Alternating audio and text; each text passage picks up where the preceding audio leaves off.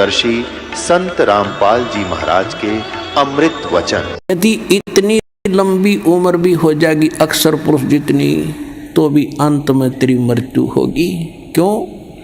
क्योंकि तुझे वो संत, वो सतगुरु नहीं मिले जो गीता अध्याय नंबर 4 के श्लोक 32 और 34 में कहा है। और वो तत्वदर्शी संत या तो परमात्मा थे या वो महापुरुष थे जिनको भगवान मिले, लेकिन उस समय ये ज्ञान डिक्लेयर नहीं करना था, सार्वजनिक नहीं करना था। आज ये दास भेजा परमात्मा बना के, ये याद रख लिए।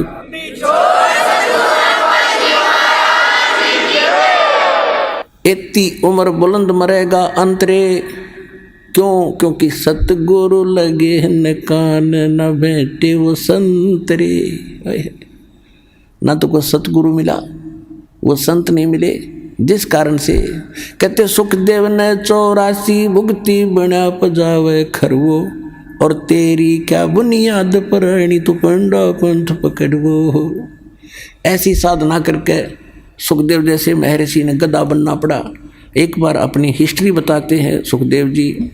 उसको दिव्य दृष्टि प्राप्त हुई और डिस्कशन चल रही थी, उसमें एकदम झटका लगा उसको सब ऋषियों के बीच में उसने अपनी आत्म कथा बताई कि एक समय मैं गधे की योनि भोग रहा था और कुम्हार ने खूब काम लिया पुजावे के ऊपर, और जब मैं अंधा हो गया मुझे छोड़ दिया।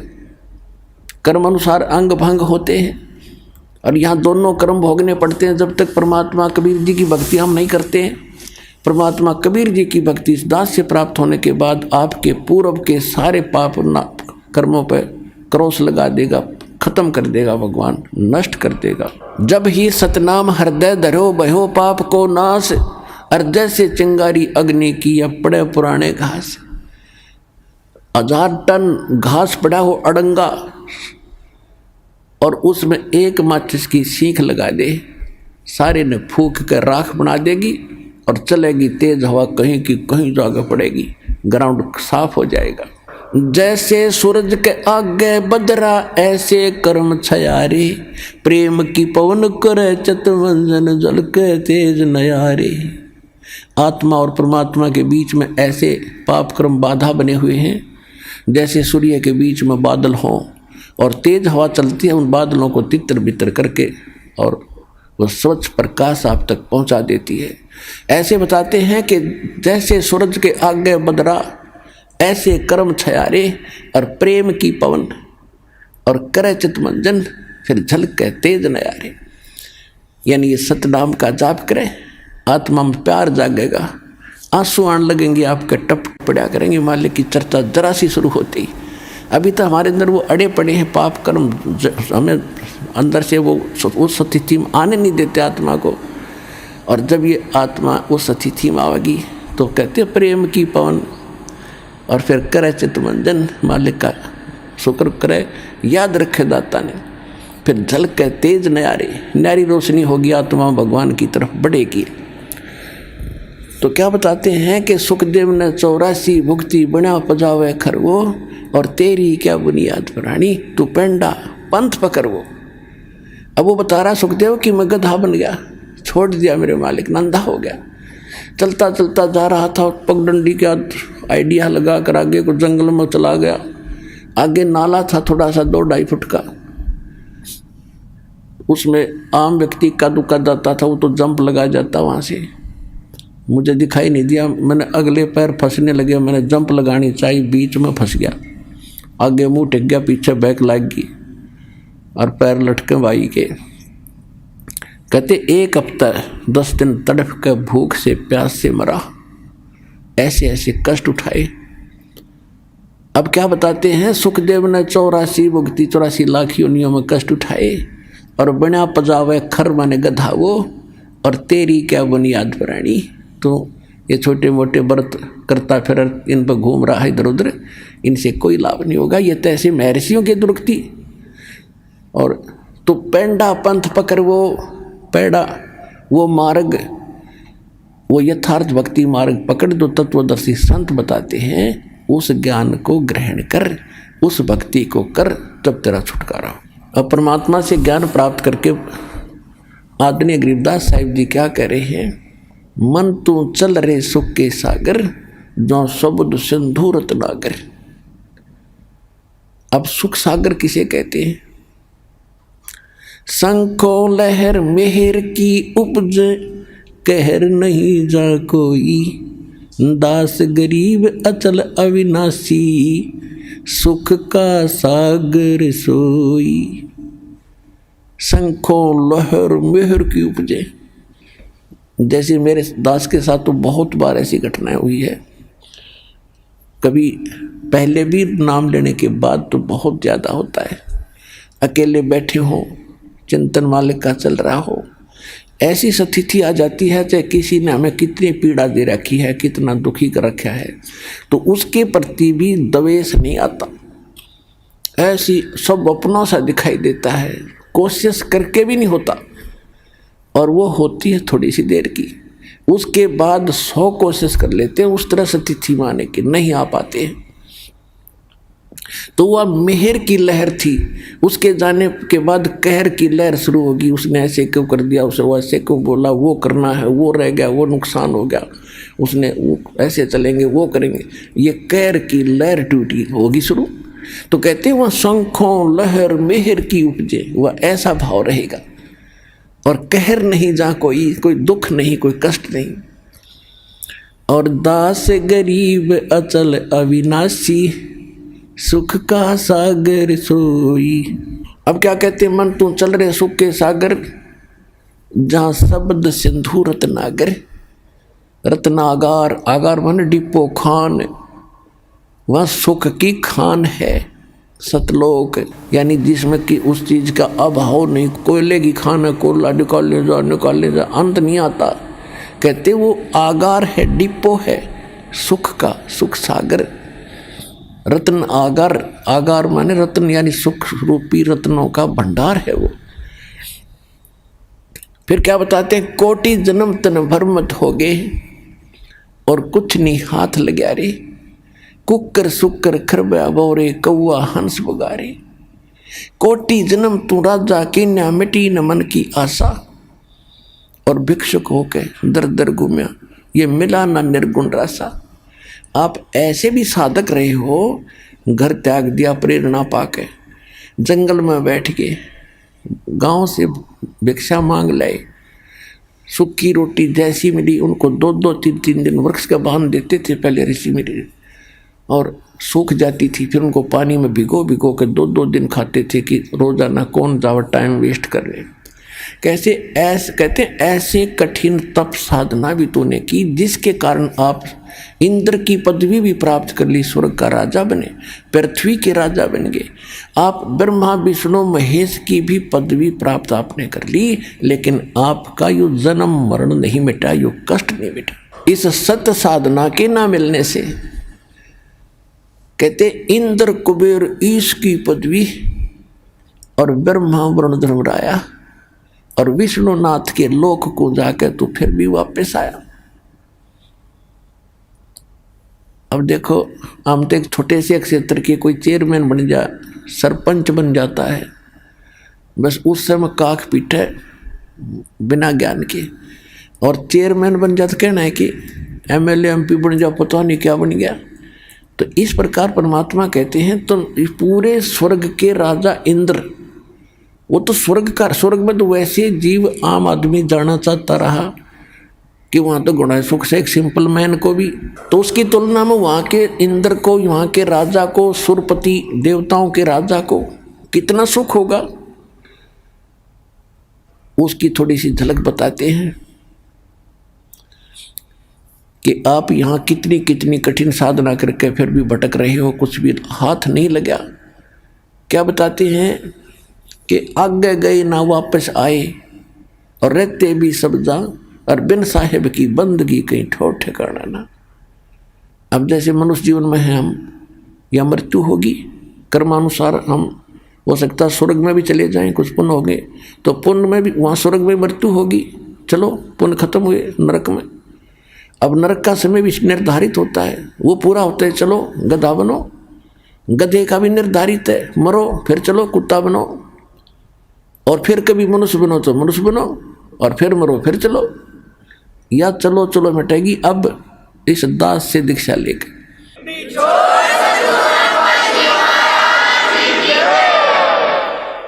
तो क्या बताते हैं कि एक समय मार्कंडेय ऋषि, देखो गीता अध्याय नंबर 4 के श्लोक नंबर 25 से लेकर 30 तक यही निर्णय दिया है कि जो भी जैसी साधना करा, कोई ब्रह्म साधना करता है, कोई देवताओं की पूजा करता है, कोई हठ योग करता है, कोई तपस्या करता है, कोई स्वाध्याय करता है, कोई अहिंसावादी तीक्ष्ण व्रत जैसे मुंह पर पट्टी बांध कर नंगे पांव फिरना, इसी को मोक्ष मान रहा है। ये सभी अपनी अपनी साधनाओं को पाप नाशक मानते हैं। पाप नाशक मीन मोक्षदायक, पाप नाश होंगे तभी तो मोक्ष मिलेगा। इसी प्रकार मार्कंडेय ऋषि उसी कैटेगरी का था। उसने ब्रह्म साधना को सर्वोत्तम मान रखा था। इन ऋषियों को ब्रह्म से ऊपर ज्ञान नहीं था, तो फिर भी उसने घोर तप कर रहा था बंगाल की खाड़ी में। अब जो स्वर्ग का राजा बनता है वो बहुत ज़्यादा या तो कोई पुण्य धर्म कर रखे हो, यज्ञ 100 यज्ञ करनी पड़ती है उसको, 100 मन देसी घी उसमें एक बार में लगाना होता है। उसकी कुछ टर्म कंडीशन होती हैं कि 100 यज्ञ करे तब तक वो कोई कंडीशन नहीं फेल होनी चाहिए। यदि उसकी कोई भी वह कंडीशन भंग होगी तो वो फिर नए सिरे से करनी पड़ती है। ऐसी उसमें बहुत भयंकर मर्यादाएं हैं। और दूसरी प्रकार से इंद्र बनता है तप करके, और उस तप के दौरान यदि उसका तप भंग हो जाता है, खंड हो जाता है, तो फिर नए सिरे से उसको करना पड़ता है। और जो इंद्र की पदवी पर इंद्र बैठा है, स्वर्ग का राजा, उसको एक इंस्ट्रक्शन और होती है कि यदि तेरे शासन काल में यदि कोई अन्य प्राणी ने पृथ्वी पर इंद्र की पदवी प्राप्त करने योग्य तप कर ले, या राजनीति है वहां तक चलती है, तो तुझे पद से हटा के बीच में हटा देंगे और उसको वो पद दिया जाएगा। ये तेरी जिम्मेवारी है कि उसको तप नहीं होने देना, ये उसकी मजबूरी बन गई। तो इंद्र राज तो करे है, उसके साथ यह टेंशन साथ रहती है कि कोई ऐसा तप ना कर ले जिससे मेरी इंद्र की पदवी भंग हो जाए। जैसे विश्वामित्र लगा था तप करने, उसके पास स्वर्ग से एक उर्वशी भेज दी और उससे शादी करवा ली। एक लड़की होगी, 6 महीने बाद घेर कर लड़की ने भागी, मेरा काम पूरा हुआ ऋषि जी, संभाल तेरी बेटी ने। तो ये सब इंद्र का जाल है, इस काल का जाल, इस इंद्र ने ये सब कर रखे हैं। इसको सतर्क रहना पड़ता है। इसने सब जगह अपने गुप्तचर छोड़ रखे होते हैं। तो गुप्तचर ने आके बताया कि एक मार्कंडेय नाम के ऋषि बैठे बंगाल की खाड़ी में, बहुत समय से तपस्या कर। इंद्र ने सोचा बड़ा तगड़ा संत है, उर्वशी भेज दी, उसको कुछ सिद्धियां दे दी, ऋषि के आसपास ऐसा वातावरण बना दिया खूब नॉर्मल सा, बसंत जैसा, और ऐसी मीठी मीठी सारंग अपने आप आवाज़ें आने लगी जैसे साज बजते हैं, यानी उसको प्रेरित करने के लिए। और स्वयं सामने थोड़ी सी दूरी पर डांस करने लगी। ऋषि की आधी आंखें खुली थी, आधी बंद थी। वो खूब डांस वगैरह करके थक ली। तो उसने देखा कि ऋषि टस से मस नहीं हो रहा और देख भी रहा है। लास्ट में वो डी वस्त्र होगी, कति नगन खड़ी होगी कपड़े उतार के। तब ऋषि ने कहा कि हे बहन, हे बेटी, हे माई, आप ये क्या कर रहे हो, यहाँ कैसे आए हो? तो शर्मिंदा होकर उसने सब वस्त्र पहन लिए।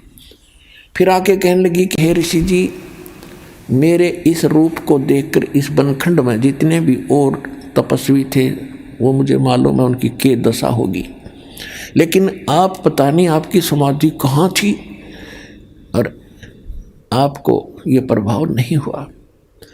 तो ऋषि ने कहा कि जहाँ मेरी समाधि थी, जहाँ मैं डांस देख रहा था, वहाँ तेरे जैसी तो नाचने वालों की नौकरानी थी, उनके पैर धोने वाली।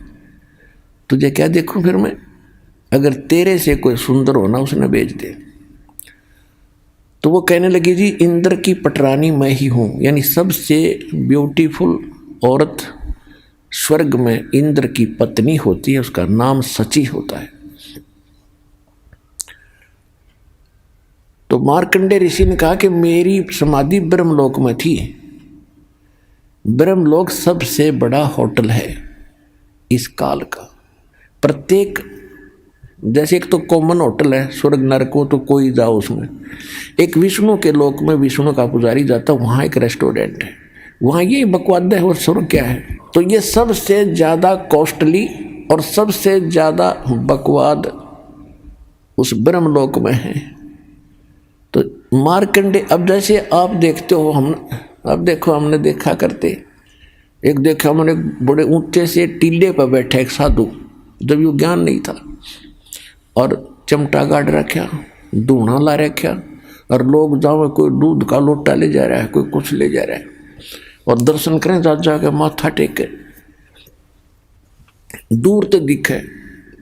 अब उसके बारे में इस सूक्ष्म वेद में बताया है गरीबदास साहिब जी ने कि डिम्ब करें, डिम्ब माने पाखंड ढोंग करें, और डूंगर चढ़ें, डूंगर माने ऊंचे स्थान पर बैठेंगे ये, ताकि दूर तो सब न दिखूं मैं कुछ कर रहा हूं, और अंतर झीनी झूल जग जाने ये बंदगी करे, ये बों सूल बबूल, ये तो खोटे खोदे थे, इनको ज्ञान ही नहीं था। तप करें, तप से अगले जन्म में राजा बने, राजा ने खोटे कर्म करे, अगले जन्म में नरक। तपेश्वरी सो राजेश्वरी, राजेश्वरी सो नरकेश्वरी, तप से राज राज मद मानव, सूक्ष्म वेद में लिखा है, और जन्म तीसरे फिर शुक्र स्वान। तो मार्कंडेय ऋषि तप कर रहा था, तो ये ब्रह्मलोक में इसकी समाधि चली। अब देखो आप कहीं बैठे हो, कहीं पर भी बैठे हो, 10-20 मिनट में मन ऐसी प्रेरणा करेगा, चलो वहाँ चलते हैं, वहाँ बैठते हैं, बैठने की चेष्टा करोगे तो भी ना बैठने दे। और आप चले जाते हो, सिनेमा देखने जाते थे पहले, अब तो नहीं जाएंगे हम, तो 3 घंटे का न्यों नहीं पता लग गया कितनी देर में गई, क्योंकि नई नई बकवास देखने मन को चाहिए, तो बैठा रहेगा। तो ये क्या करते हैं कि इनका कोई कमल खुल जाता है साधना से ऑटोमेटिक, कोई पिछले संस्कार से, पहले भक्ति युक्त लोग थे बहुत थे, अब ना खुलता किसी का, तो वो पुराने संस्कारों से वो खुल जाता था। तो उसमें वो क्या देखते हैं, जैसे टेलीविज़न ऑन हो गया आपका, कोई चैनल चाल पड़ा, तो उसमें वो कार्यक्रम रिले तो कहीं और से हो रहा, देख रहे हो टेलीविज़न में। तो ऐसे जो ब्रह्मलोक में डांस हो रहा था, उस ऋषि ने वहाँ दिखा था, वो सामने वो खुल कर सामने रिफ्लेक्ट हो जाता, जैसे डिस्प्ले पर आ जाता है। तो वो डांस देखा था, हम सोचा तपस्या कर रहा है, ना मन टेकन दे इन्हें, तो ऐसी थी इनकी तपस्या, मूर्ख बना। आप भी बड़े थे, हम इनके पीछे लगे रहे, बड़े सिद्ध पुरुष हैं। इसलिए जब उसने इस औरत से भी सुंदर औरतें वहाँ दिख रही थी, टारगेट इसका वहीं जाने का था कि इस नाम के जाप से साधना से वहाँ जाऊँगा, फिर इनको वहाँ मिलेंगी मुझे। और ये नाम भगत क्या करते, इनका टारगेट क्या था, तो ये भगवान की रोशनी से आपको दाना दाना समझ में आओगा इसका पूरे अध्यात्म मार्ग का, सब कर्मों का, सब अध्यात्म ज्ञान का। अब मार्कंडेय ऋषि कहने लगा तेरे से कोई सुंदर हो उसको भेज, तो कहने लगी मैं इंद्र की पटरानी मैं ही हूँ। तो उसने कहा कि जब इंद्र मरेगा, ऋषि ने कहा, उसको पता था कि इंद्र की आयु कितनी है, 72 चतुर्युग, 72 चतुर्युग। इंद्र यानी ब्रह्मा के एक दिन में 14 इंद्रों की मृत्यु हो जाती है।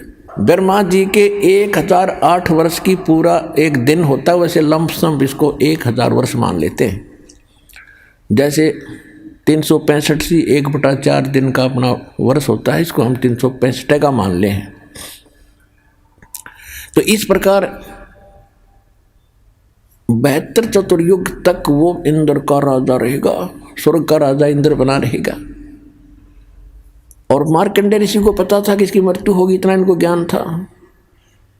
तो इसने कहा, उस औरत से कहा, उस उर्वशी से कहा ऋषि ने कि इंद्र मरेगा तो तू क्या करेगी,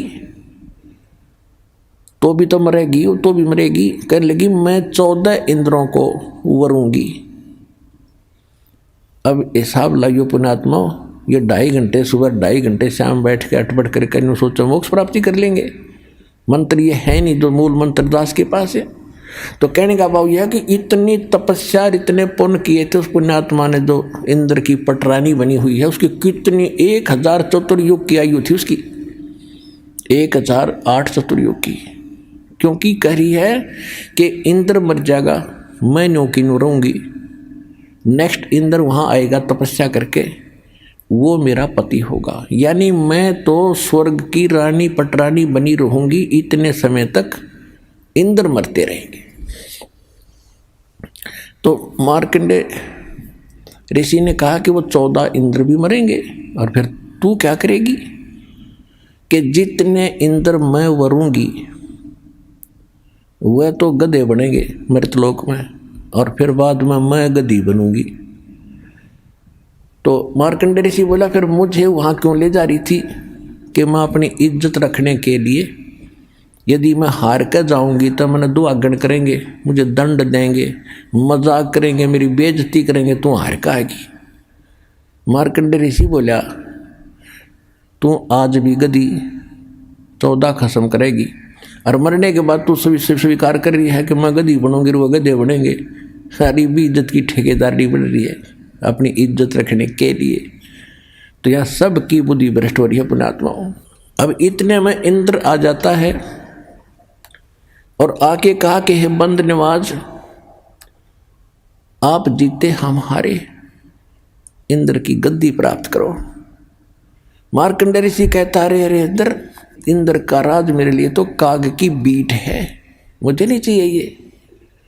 आजा तुझे इंद्र ऐसी विधि बताता हूं कि आप ब्रह्मलोक में चले जाओगे, वह हजारों युगों तक और मौज करोगे, बहुत लंबा समय है। अब इंद्र क्या कहता है कि महाराज जी फिर देखेंगे, तो मौज करने दे। पुण्यात्माओं सबकी बुद्धि पर पत्थर पड़ गए।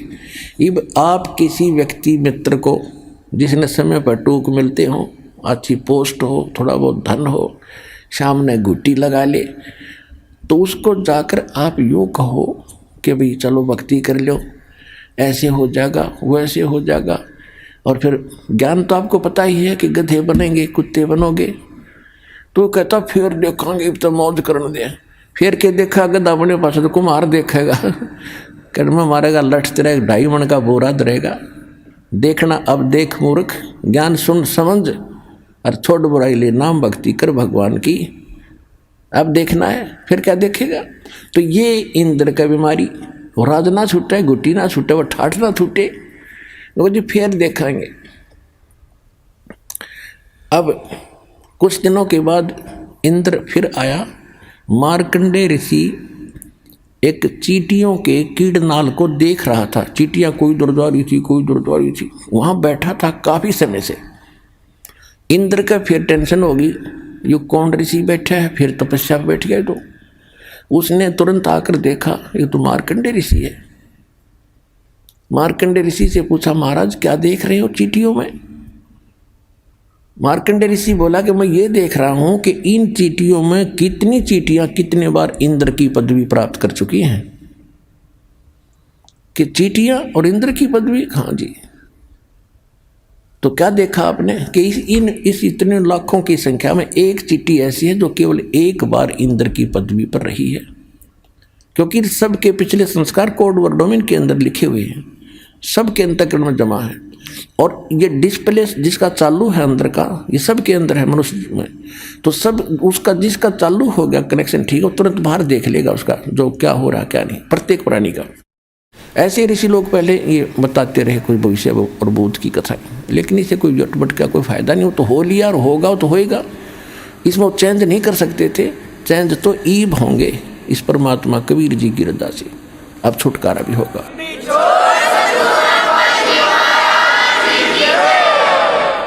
तो इंद्र का पसीने आगे कि एक बार ये सब चींटियां भी इंद्र रही हैं, कई बार, एक की बात छोड़, और फिर भी बुद्धि में ना आई। तो पुण्यात्माओं ये खेल समझना। अब क्या बताते हैं कि इंद्र कुबेर ईश की पदवी ब्रह्मा वरुण धर्मराया, विष्णुनाथ के पुर को जाके तू फिर भी वापस आया। असंग जन्म तन मरता होगे जीवित क्यों ना मरे रे, 12 मध्य महल मठ बोरे बहुर न दे धरे रे। ओए कहते हैं असंग जन्म हो गए तो आपने मर्तों को अब जीवित मर के देख एक बार। अब जीवित कैसे मरना है एक तो ऐसे मरना है कि हमने संसार की रीस नहीं करनी, कोई ज़्यादा फंड कर रहा करने दे, नाच गावे ब्याह विवाह शादी में करने दे। ये तो बालक करते हैं ऐसे जिनको ज्ञान नहीं। जैसे एक समय नानक साहिब जी मायूस बैठे थे, ऐसे ही कोई भक्त प्रथम बार गया, दूसरी बार गया, देखा कि साधु संत फकीर इतने मायूस क्यों हैं, क्यों दुखी दुखी से नजर आ रहे हैं, तो सुख, इनको तो टेंशन होनी ही नहीं चाहिए। तो उसने पूछा कि महाराज मैंने कई बार देखा है आप खुश नजर नहीं आते। तो नानक साहिब जी ने कहा कि भाई किस चीज़ पर खुशी हो, एक पल में ना जाने यहाँ क्या बिजली गिर जा। कहते ना जाने काल की कर डारे और किस विध ढल जा पास आवे, और जिनाते सिरते मौत खुड़क दी उन्होंने केड़ा हासा। हमने तो भाई तुझे दिखा है ना जाने आके बिजली गिर जाएगी। जैसे उदाहरण के लिए अब जीत मरने के ऊपर बात चल रही है कि हम ब्याह करते हैं, बकवाद करते हैं, डीजे बजाते हैं, फंड करते हैं, नाचते और गाते। एक लड़का ऐसे ही पहले दिन तो खूब नाचे गाए, अगले दिन बारात जा रही थी, दुल्हे वाली गाड़ी टकरा गई, एक्सीडेंट हो गया। दुल्हे समेत रिलेटिव जो खास बैठे आ रहे हैं दुल्हे के साथ में, कोई भाई का बेटे, कोई बहन का बेटे हो, या कोई पति यानी कोई और विशेष, 8 के 8 मर गए इंक्लूडिंग वो दुल्हा। पहले दिन तो नाच रहे थे, कूद रहे थे, और फिर बाल पाड़ रहे, वो परिवार टक्कर मार रहे, हाहाकार मच गया। अब बजा लो डीजे। तो यहाँ संत बताते हैं अगर भक्त बनना है तो भक्तों की तरह चलना होगा, बकवाद नहीं चलेगी, ना भक्ति बनेगी, भगवान रुष्ट रहेगा आपसे। कहते ना जाने काल की गरदारे किस विध ढल जा पास आवे, और जिनाते सिरते मौत खुड़क दी उन्होंने केड़ा हास आवे। तीन ब्याह शादी में बकवाद नहीं करनी जब भगत बनना चाहते हो तो। और सिंपल ब्याह करना, कति सिंपल। वचन से बेटा बेटी पराई होती है। जैसे ब्रह्मा विष्णु महेश का विवाह किया था दुर्गा ने, देवी पुराण में पढ़ के देखियो। दुर्गा थी, 3 लड़कियां थी, 3 पुत्र थे। बड़ी का नाम सावित्री, ब्रह्मा से ब्याह दी, विवाह कर दिया, जा बेटा अपना घर बसा। दूसरी का नाम लक्ष्मी था, विष्णु जी से ब्याह दी कि तेरी पत्नी तू इसका पति जाओ, विवाह अपना घर बसाओ। ऐसे पार्वती शंकर का ब्याह दी फर्स्ट टाइम, और जा बेटा घर बसा, हो गया ब्याह। ना को बाती था, ना बराती था, ना डीजे बाजा, ना को हलवाई कढ़ाई चढ़ाई। तो भाई ब्याह करना ढंग से करो, कुछ रीस हुआ भी कर लो। ये बाद में शिव जी की बरात का डर फंड करें, ना शिव जी ना कुछ और, या अब भी फंड करेंगे। तो इस तरह की जो बकवादें हैं ये बिना ज्ञान के हम करते रहे, ये त्यागनी पड़ेगी। तो इस प्रकार हमने अपने इन सभी परंपराओं को कम करके और सिंपल वे से विवाह करेंगे, तो इससे हमारा 80% वजन टेंशन घटेगी। हम बेटी को दुश्मन मान बैठे इन परंपराओं के को बढ़ा के। हम ऐसे अबोध बालक हैं, जैसे जेठ की धूप में जून के महीने में बच्चा घर से निकल जाता है नंगे पैरों, छोटा सा बालक है, ठुमक ठुमक करके, और बाहर जाता है तो रेत में पैर जलते हैं, रोता है, फिर बैठ जाता है, पड़ जाता, पड़ कर फिर चूतड़ भी जले। पहले तो पैर जले थे, ये फिर और दूना रो रहा है। तो हम आज ऐसे बालक हैं, गलती करते हैं, एक और कर लेते हैं, वो दूना दुख हो रहे। तो हमने इनसे बचना है, इन परंपराओं में नहीं फंसना है, तभी हम भक्ति कर सकेंगे। हम यात्री हैं, हम सफ़र कर रहे हैं अपने भक्ति पर, और यात्री ज़्यादा वजन लेकर नहीं चल सकता। जब सारे घर ने ठा के चले तो किसा समझदार होगा वो। तो आप जी ने ये परंपराओं की गठड़ी अब रख देनी है, सिंपल वे से विवाह करें। ठीक है, जैसा आपको गुजारा दिया है मकान बना लो, लेकिन उससे काम नहीं लगे रहे, ना एक और बना लो, एक प्लाट और ले लूँ, और कल मृत्यु हो जाएगी, फिर उस प्लाट में कुत्ता बन कर बैठेगा पूछते साफ करके। तो यह अकल साथ रखियो भगवान वाली। अब प्रसंग चल रहा है कि असंग जन्म तो न मरता हो गए, जीवित क्यों ना मरे रे। तो अब अपनी कुछ मनोकामनाओं पर अंकुश लाना पड़ेगा। इच्छाओं को कम करना पड़ेगा। और इच्छा कम होंगी इस ज्ञान से, कहने से नहीं होती है। ये तो ज्ञान खड़ा दिखाई देगा आपको जब बकवादों में मन चल लेगा कि ना भाई नहीं नहीं, ये आदेश नहीं है और ये यूजलेस है। सारा समय इस समय खो दिया। सन 1983 की बात है, 84-83 की। एक बैंक मैनेजर ने रोहतक के अंदर सेक्टर 1 में एक कोठी बनाई, उसमें 3.5 लाख रुपए लगे। आज तो वह मेरे ख्याल में 35 लाख में भी ना बने, और कुछ बैंक से लोन ना ले जैसे भी। और उसका मुहूर्त करे था उस दिन, एतवार का दिन था। सामान लेने के लिए वो निकला था स्कूटर उठा के। उस दिन जिस दिन उसकी मुहूर्त शुरू हो रही थी, उसके पुजारी आ रहे थे, पूजा करनी है। इधर पूजा होती है, उधर शराब स्वरूप तैयार रहती है कि एक बार पूजा वाले फारक हो, फिर गुट्टी छुट्टी लावांगे। ऐसी पूजा ही थी हमारी। स्कूटर उठा करके कोई सामान लेने गया था पूजा का या कोई और अन्य आवश्यक वस्तु। आगे जाके टू व्हीलर स्कूटर टकरा गया। पड़ते कनपटी लगी फुटपाथ पे, वहीं पैर पसार गया भाई। अब उसको ठीक कौन रहेगा? आपकी तो कूतरू बनकर घूम रहा होगा। तो कहने का भाव ये है कि जो ये घटनाएं घट रही हैं और भगवान क्या बता रहे हैं, ईब आपके लिए एक दृष्टि बनेगी न्यारी। तो इस नज़र को देखकर फिर आगे चलना सफर में। अब क्या बता रहे हैं परमात्मा कि असंग जन्म तना मर्त्या होगे, जीवित क्यों ना मरे रे। और 12 मद महल मठ बोरे बहुर ना दे धरे रे। जीवित एक तो ये मरना है, संसार की चोचले देख के हमने उधर नहीं देखना ना चलना, तो हम जीवित मर गए। जो भगवान दे रहा है, परमात्मा ने यहाँ तक कह रखा है कि लुक्खी सुखी खा के ठंडा पानी पी और देख पराई चौपड़ी मत ललचावे जी। जय तू चावे चौपड़ी तो बहुत करेगा पाप है। भगवान ने जो तुझे दे दिया है उसको संतोष के साथ ग्रहण कर। यदि इसे हटकर कुछ करेगा तो पाप पकड़ के प्राप्त कर सकता है, और ये पाप हमारे दुश्मन है, हम क्यों करेंगे। और फिर क्या कहते हैं कि जीवित मरना दूसरी टाइप ये है, जैसे आप सत्संग में नहीं आते हो। किस लिए नहीं आते हो? क्योंकि काम खराब हो जाएगा, कोई जरूरी कार्य है और वो उसमें दिक्कत आ जाएगी। अपना आत्मा एक व्यक्ति रात्रि में नाइट सर्विस पर जा रहा था और उसने जल्दी थी कि वापस आऊँगा, और वापस आकर ये काम मेरे अधूरे हैं, इनको पूरे करूँगा। इसलिए रात को भी अपने उसमें काम में ही यूज लिया कि वो काम कराऊँ, फिर ये ज़रूरी काम दिन में करूँगा। और रास्ते में नाइट सर्विस एक्सीडेंट होगी, वो वहीं मर गया। वो रह गए धीरे धीरे आवश्यक काम जिसके लिए रातों नहीं पड़ा था। अब आप जब वहाँ से चलते हो तो ये खुरापात काल पैदा करता है, कई प्रकार के करता है। परमात्मा ने हमें सतर्क रखा है कि मात पिता सुत स्त्री आलस बंधु कान और संत मिलन को जब चले ये अटकावा आने। इनका अटकाया अटके नहीं, डटे नहीं,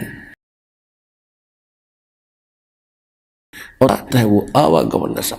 मात पिता सुत स्त्री, छोटे बच्चों के लिए जिन माता पिता को ज्ञान नहीं है वो बाधक बनते हैं। कहाँ जाता है? तीसरे दिन भाग जाता है। तू पढ़ता नहीं है, तो नौकरी नहीं करता है, नाश होएगा, है तो बर्बाद हो जाएगा।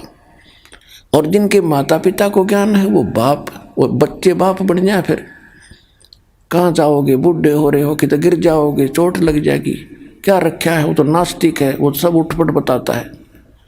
अब माता पिता को ज्ञान हो गया और बच्चों के वश हो गया, किराए में मांग करना, फिर भी जैसे तैसे वो आता है, उनका अटके नहीं। अब किसी की स्त्री बाधक बनती है, ज़्यादातर बहनें बाधक बनती थी, पहले ज्ञान नहीं था। अब तुम्हारी बहनें बल्कि आगे आ रही हैं, ज्ञान से पता होता है। तो उनको डर रहता था, जो कहीं जाता है ज्ञान की बातें सुनता, कहीं छोड़ कर भाग ना जा, बाबा ना बढ़ जा और तू उजड़ जा। इसलिए वो स्त्री बहुत बाधा करती थी। अब बहनों को ज्ञान है, ये आगे को आती हैं, तो पति को ज्ञान नहीं है तो वो बाधक बन जाता है। क्या नहीं जाएगी वहाँ पर, क्या रखा है वहाँ पर, तीसरे दिन भाग जाती है, ये है। या फिर आलस फिर देखेंगे इब का नहीं चलती सत्संग अगले हम चलेंगे। एक बार हमने सत्संग रखा था, स्टार्ट किए थे, दूसरा ही सत्संग था, खुले सत्संग शुरू किए जो 5-5 दिन के 7-7 दिन के। एक कोई कर्मचारी था भगत, तो उसने अर्जी लगाई कि छुट्टी मिल जाए भगवान, सत्संग में जाऊंगा। छुट्टी मिल गई, छुट्टी मिल गई तो ने सोचा कल चलूँगा, छुट्टी मेरी सत्संग के लिए है, ने सोचा कल देखेंगे, आज तो थोड़ा रेस्ट कर लूँ। अगले दिन फिर बोला दूसरे दिन कि श्याम सिंह ने देखेंगे। श्याम सिंह एक रिश्तेदार आ गया, बहन का पति, और उसने लेनी थी भैंस। वो बोला चल मेरा भैंस दिला के ला। अब उसने ना नहीं कर सकता, तो पहले तो गांव में दिखाई, कोई पसंद नहीं आई, फिर दूसरे गांव में, फिर तीसरे गांव, यानी 7वें दिन बिना भैंस लिए दोनों वापस आ गए। इतना सत्संग पूरा हो लिया। तो जब उसने यो ज्ञान सुना, जब ने बोला जी आलस मार गया मैंने, कहते आलस कर लिया, तो फिर देखूंगा, तड़को देखूंगा, परसों देखूंगा। तो और शाम ने भी नीत नहीं थी, कल देखूंगा, ये सोच रहा था। जब लेट से हो गया, इतना मुँह आ गया, और 7 दिन धक्के खाता फिरा, कि गोबर में पड़ा, कि कहीं किसी का सोया, कभी रोटी मिली ना मिली, पैदल चले। वो 7 दिन मेरे बिरान माटी में गए, 6 दिन। अरे कान पकड़ दिया, सीधा आया करूँगा, ले छुट्टी मिलते बा क्या करूँगा।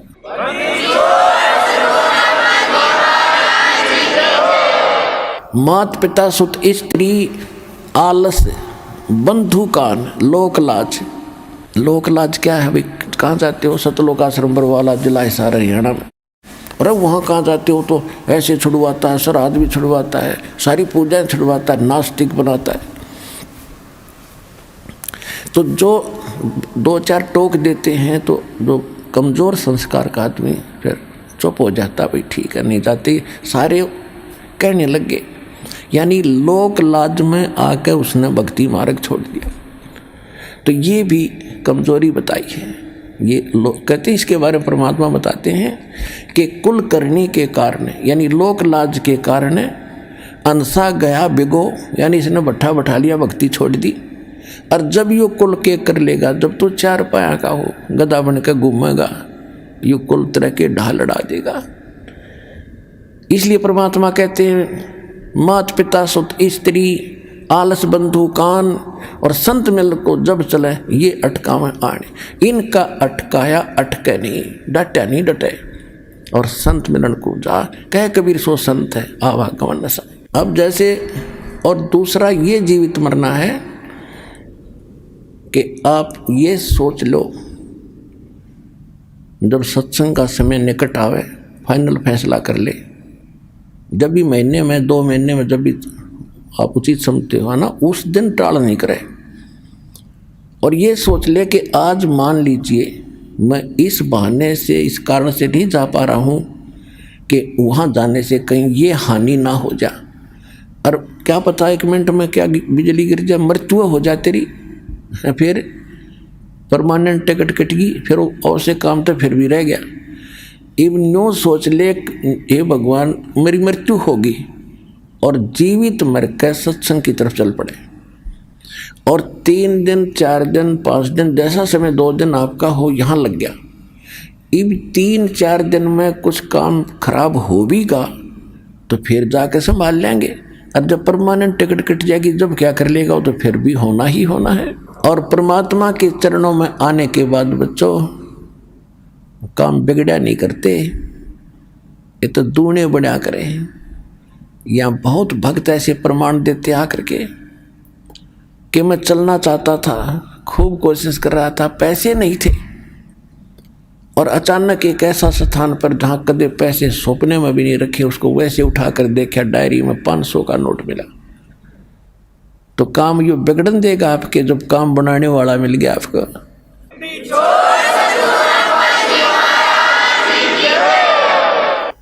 अब क्या बताते हैं, असंग जन्म तन मरता होगे, जीवित क्यों ना मरे रे।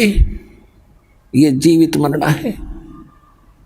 और 12 दरमद मैल मठ बोरे बहुर ना दे धरे रे। अभी तक आप जी 10वां द्वार सुना करते थे। और एक यू जम्मू के अंदर रांजड़ी में मधु परमहंस नकली कबीरपंथी। इसने किताब पढ़ ली कबीर साहब की वाणी में, 11वीं खिड़की पागी, गर्मा द्वार किसी को नहीं पता, मुझे पता है।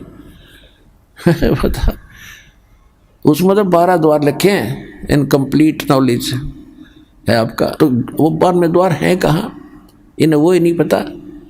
क्या बताता हो कि 10 द्वारतों की तो सतिथि है और 11वें द्वार की कोई सतिथि नहीं। जैसे नाक है, नाक की सतिथि है, वो नहीं, वो तो वैसे ही है, वो में ज्ञान हो तो वैसे हो। अब क्या बताया कि जैसे 21 ब्रह्मांड का जो क्षेत्र है, एक ब्रह्मांड का जो क्षेत्र है, ये 10वें द्वार पार करके इस ब्रह्मांड से पार हो जाते हैं। इसके बाद इसी काल के जाल में ही रहते हैं। 11वां द्वार है जो 21वें ब्रह्मांड को पार करेंगे काल के, और 7 संग ब्रह्मांड का अक्षेत्र शुरू हो जाएगा, अक्षर पुरुष का, वो 11वां द्वार है। और अक्षर पुरुष के अक्षेत्र से पार करके सतलोक में प्रवेश करेंगे, वो 12वां द्वार है। ता गरीबदास जी कह रहे, 12 दर महल मठ बोरे, ए भोले आदमी, वो तो 12वां द्वार पार करके वो स्थान है, शाश्वत स्थान, जहाँ बोर ना दे धरे रे, जहाँ जाकर फिर जन्म मृत्यु नहीं होती। गीता अध्याय नंबर 15 के श्लोक नंबर 4 में कहा है, गीता अध्याय नंबर 18 के श्लोक नंबर 62 में कहा है। वो स्थान तो 12वां द्वार पार करके है। फिर बताते हैं, दोजक भिष्ट सभी तें देखे राजपाट के रसिया, या जैसी साधना तुम कर रहे हो में दोनों मिलते हैं, स्वर्ग भी नरक भी 84 लाख योनियां भी। दोजक भिष्ट सभी तें देखे राजपाट के रसिया, और 3 लोक से तृप्त नाही यो मन भोगी खसिया। इस मन की इतनी गंदी आदत है, इतना बेईमान है यो, इसको 3 लोक का राज दे देना तो भी यूँ सोचा और मिला कि तो थोड़ा सा। जैसे कोई सरपंच बन जाता है और वो मीटिंग में जाता, चेयरमैन के अधीन होता है, तो उसने ना वो नो सोचा अगली बार चेयरमैन बनो जब कोई बात बने। अब चेयरमैन बनने के बाद वो क्या सोचता कि एमएलए बनो जब बात बने, भाई नहीं बात बनी। एमएलए बनने के बाद उसकी टेंडेंसी ये बन जाती है वो मंत्री बनो ताकि मैं बात सार रस आवे, नहीं बनी बात। अब मंत्री बनने के बाद उसकी नीयत रहती है मुख्यमंत्री बनो तो चौधर पूरी हो, और मुख्यमंत्री बनने के बाद इन्होंने सोचा बस प्रधानमंत्री बनो, फिर देखना क्या इतना मृत्यु हो जाएगी, गधा बनेगा, फिर संतरी बनिए बड़ा कुत्ता बन के। कहते हैं सतगुरु मिले तो इच्छा मेटे, पद मिल पदे समाना। ओए होए, सतगुरु मिलेगा तो ये इच्छाओं को खत्म करेगा, और पद मिल पदे समाना। जैसे आपको बताया था कि सारे असंख्य ब्रह्मांडों रूपी बाग का मालिक है कबीर भगवान, और उस बाग के मालिक का माली गरीबदास आए। उन्होंने ऐसी जड़ी बूटी हमें बताई जो उस परमात्मा के, और ये दास बना दिया नौकर उस बाग के माली का, और आप उसके पौधे हो। ऐसी जड़ी दे दी कि आपको हरे भरे रखूंगा।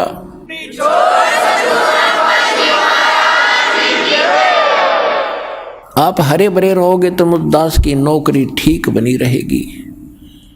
अब जैसे बाग में माली का नौकर क्या देखता है, उसको इंस्ट्रक्शन होती है माली की तरफ से कि ऐसे पेड़ बाहर फैलता है, उसको साइडों से काट दे ताकि फले फूले सीधा चले।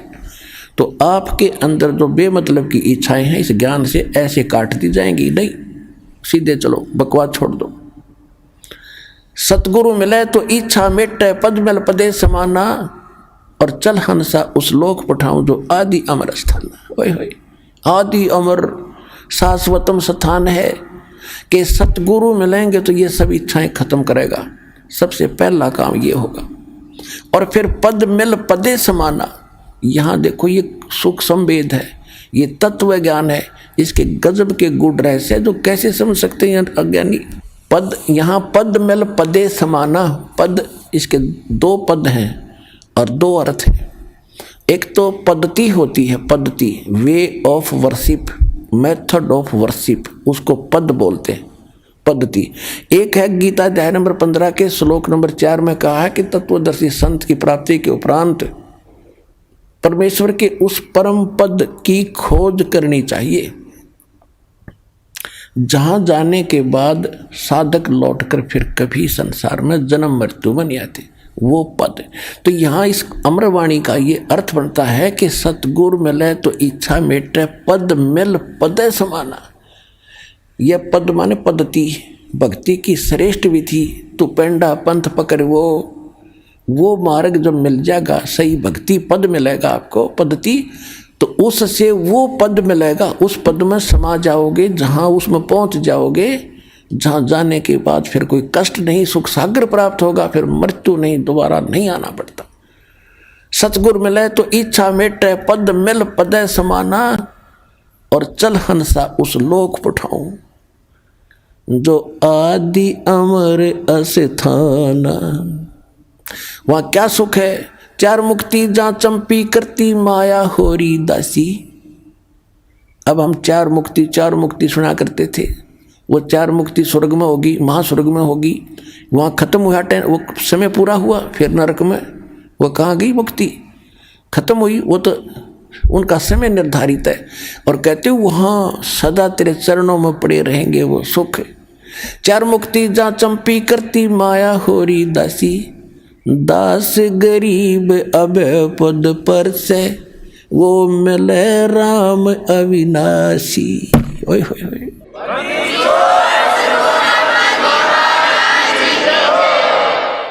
कौन सा अविनाशी राम? गीता अध्याय नंबर 15 के श्लोक नंबर 16 और 17 में 3 राम हैं, 3 पुरुष हैं, 3 प्रभु हैं, 3 स्वामी हैं। सरपुरुष, अक्षर पुरुष। सरपुरुष भी नाशवान, अक्षर पुरुष की स्थिति एज आपको बता दी, और ये भी बता दिया कि एती उम्र बुलंद मरेगा अंतरे। क्यों? क्योंकि सतगुरु मिले ना लगे न कान वो संतरे। ओए होए। एती उम्र बुलंद मरेगा अंतरे, सतगुरु लगे न कान न भेंटे वो संतरे। तो यहाँ क्या बता रहे हैं?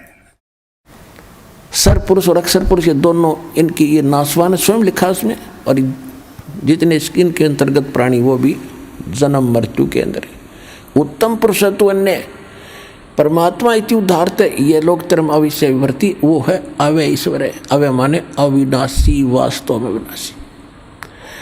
यहाँ बता रहे हैं कि चार मुक्ति जहाँ चंपी करती माया होरी दासी, दास गरीब अभय पद पर से, वहाँ वो मिले राम अविनाशी। तो उसकी विधि इस दास के पास है, शीघ्र से शीघ्र ग्रहण करो, मर्यादा से भक्ति करो, अपना कल्याण करवाओ। बोलो सतगुरुदेव।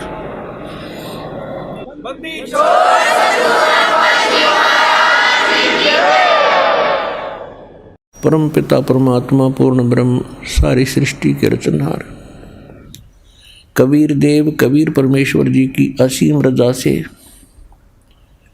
आप सभी पुण्यात्माएं परमात्मा की अमर कथा सुनने के लिए उपस्थित हुए। जिन प्राणियों के ऊपर परमेश्वर की मेहर भरी नज़र होती है, उन्हीं को ये प्रेरणा मिलती है, उन्हीं के अंदर एक तड़प उठती है परमात्मा पाने की, अच्छे कर्म करने की, और उन्हीं को वो ठीक ठिकाना सतगुरु और यथार्थ सत्य स्थान मिलता है, जहाँ पर वो वस्तु उपलब्ध होती है। जो भी पुण्यात्मा पुण्यकर्मी प्राणी परमेश्वर कबीर जी की शरण में इस दास के माध्यम से आ रहे हैं, बहुत ही पुण्यकर्मी प्राणी हैं, क्योंकि डॉक्टर को ज्ञान होता है कि ये यहाँ आ गया है तो इसका ट्रीटमेंट ठीक होगा, इसका जीवन बच जाएगा। क्योंकि कुछ ऐसे हॉस्पिटल होते हैं, उन्हीं में उन विशेष डिसीज की ट्रीटमेंट क्योर होता है। आइए अब हम उन श्रद्धालुओं के अनुभव जानते हैं जो जगत गुरु तत्वदर्शी संत रामपाल जी महाराज जी से दीक्षा प्राप्त कर चुके हैं तथा उनके द्वारा बताए गए भक्ति मार्ग पर चल रहे हैं। नमस्कार सर। नमस्कार सर। सर क्या नाम है आपका? मेरा नाम धनीराम दास है। 15 साल से रेगुलर भोपाल में रह रहा हूँ, टेलर का काम करता हूँ।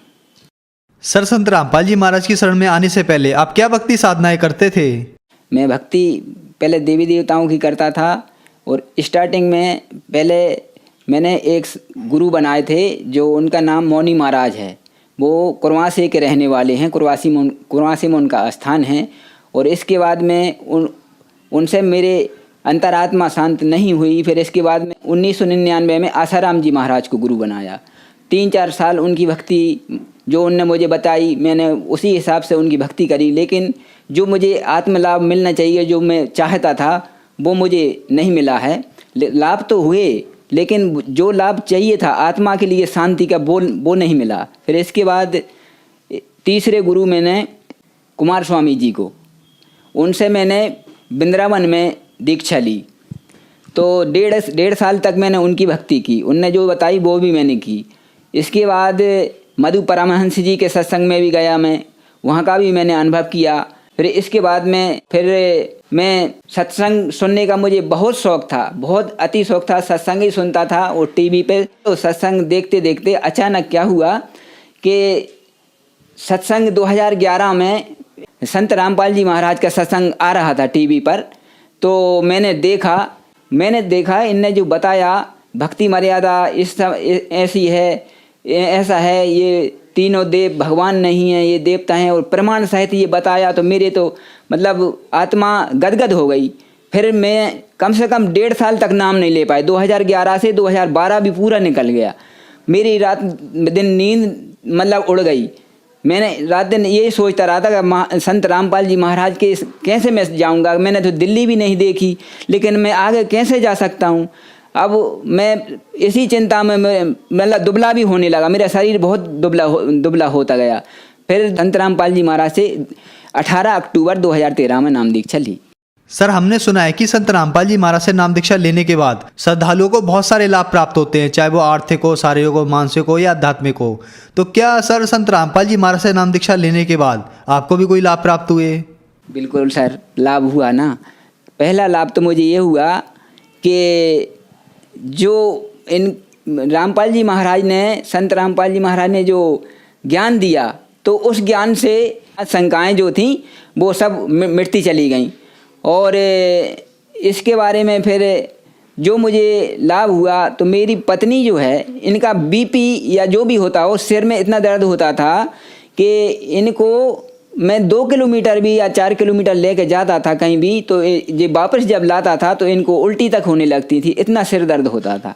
2000 से 2012 तक रहा इनको। संत रामपाल जी महाराज से सर जब तक जुड़े नहीं, तब तक इनको वो सिर दर्द होता रहा था। इसके बाद में फिर इनका जब सिर दर्द ठीक हुआ, फिर आप कहीं भी ले जाओ इनको, 1000 किलोमीटर भी ले जाओ, 1500 भी ले जाओ, तो अब इनको कुछ नहीं होता। फिर इसके बाद में क्या हुआ कि जो मेरी पत्नी है, एक बार ये गांधीनगर में भजिया बना रही थी, वहाँ शादी थी, तो भजिया बना रही थी, तो अचानक चेयर पर बैठी बैठी बना रही थी। अचानक वो चेहरे जब लुढ़क गई, खोलता हुआ तेल इनके ऊपर से यहाँ से पूरा साया पूरा भीग गया। साया भीगने के बाद भी इनकी साड़ी जो है ना, साड़ी तक मतलब पिलक गई थी अग्नि से, इतना गर्म तेल था। तो इनका एक छींटा भी नहीं आया, शरीर पर बिल्कुल कुछ भी नहीं हुआ इनको। और जो देखने वाले थे वो बोलने लगे कि वो तो जल गई, मतलब घबरा गए जो देखने वाले थे वहाँ। तो ये 1 मिनट में 1 सेकंड में खड़ी हो गई और मतलब बोलने लगी, मुझे कुछ नहीं हुआ, आप घबराओ मत, कुछ नहीं हुआ। संत रामपाल जी की कृपा से वो मेरी पत्नी जो बिल्कुल बच गई, बार बच गई। अब इसके बाद में क्या हुआ कि मेरा एक जो बच्चा है बड़ा वाला, उसको मतलब कई महीना से 2-4 महीना हो गए थे, उसको कहीं धंधा पानी कुछ नहीं मिल रहा था। फिर हमारे मन में आया कि अब आश्रम जाना पड़ेगा संत रामपाल जी के, और वहाँ जाकर अर्जी लगाएंगे तभी मतलब कुछ हो सकता है। तो हम तो जाते ही रहते थे वैसे, महीने 2 महीने में 3 महीने में। तो मेरी पत्नी भी साथ में थी, हम दोनों गए वहाँ। और वहाँ जा कर के हमने जैसे दंडवत किया और मन ही मन में प्रार्थना की कि हमारे बच्चा 2-3 महीने से फिर रहा है, उसको धंधा पानी नहीं हो रहा है। तो जैसे ही संत रामपाल जी के शरण में प्रार्थना करके हम वहाँ बैठे, तो घंटा 1.5 घंटे के बाद बच्चे का फ़ोन आ गया। तो सर जब फ़ोन आया तो बच्चा मुझसे बोलता है कि पापा मुझे जहाँ पर मैं पहले नौकरी करता था वहीं फिर से मुझे उस सेठ ने बुला लिया है। तो मैंने धन्य किया है संत रामपाल जी महाराज, आपकी कृपा से आने से ही मैंने जैसे दंडवत किया वो करके बैठा, वो तुरंत आपने सुन ली परमात्मा। तो संत रामपाल जी की बहुत बड़ी ये कृपा हुई उसकी, आज भी वो वहीं नौकरी कर रहा है मेरा बच्चा। अच्छा, इसके बाद फिर क्या हुआ कि अब जब से नाम लिया है कोई हमारे घर में बीमार भी नहीं होता, हम सब बढ़िया रहते हैं।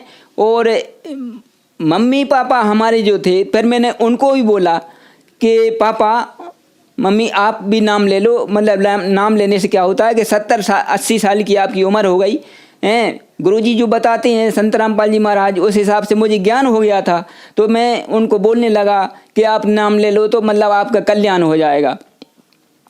तो पापा तो नाम लेने के लिए तैयार हो गए, तो पापा ने नाम ले लिया, पापा आ गए हमारे साथ में, तो पापा को हमने नाम दिला दिया। आज वो हमारे पापा स्वस्थ हो करके आज भी, जो कि अब कोई भी उनको देखकर ये कह सकता है कि ये मतलब 2 साल में 4 साल में जाने वाले थे ऊपर।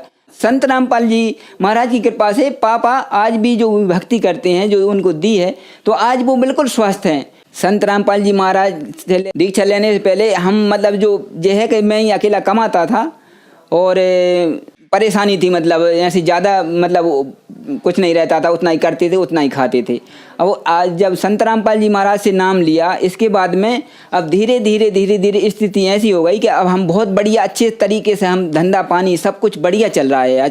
आज की स्थिति बिल्कुल ठीक है, वो बढ़िया रह रहे हैं। मेरा बच्चा जो है मोबाइल का काम करता है, तो मोबाइल का काम करता है तो वो उसका जाना आना प्रतिदिन बीमा कुंज में रहता है, तो बाइक से चलता है वो। तो एक दिन क्या हुआ, तो बाइक से ऐसे ही चल रहा था, तो SR2 जो लाल बस रहती है वो बीच रोड पे फंस गया अचानक। कैसे ही वो घबरा करके उसने जब सामने बस देखी तो घबरा के उसने दोनों हाथ छोड़ दिए। जब दोनों हाथ छोड़ दिए वो घबरा गया कि अब तो मैं चला गया, मैं बच नहीं सकता, मतलब तो घबरा गया।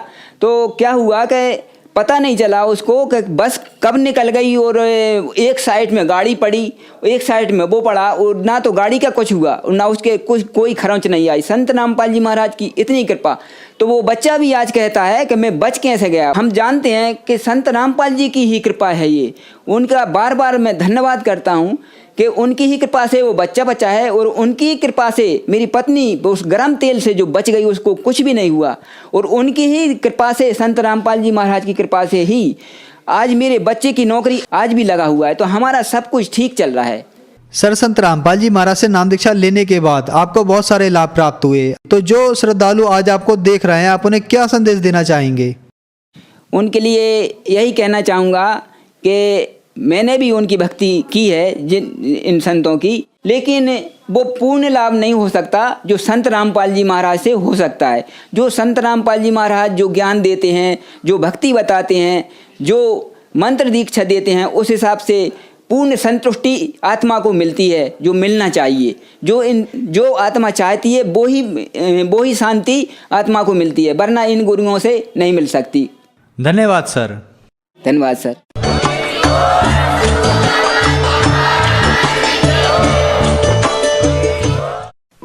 आप सुन रहे थे जगत गुरु तत्वदर्शी संत रामपाल जी महाराज के मंगल प्रवचन।